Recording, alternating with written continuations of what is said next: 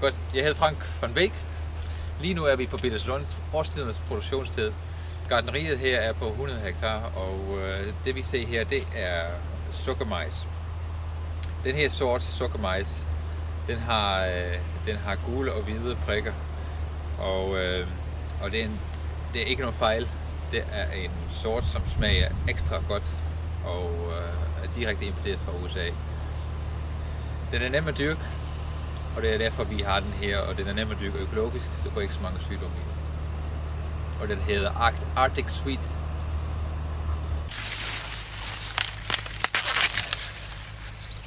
Det vi har gjort her med majsen, er, at vi har dyrket på plast. Det her plast er biologisk nedbrydeligt, og det er lavet af majsmel, majsstivelse.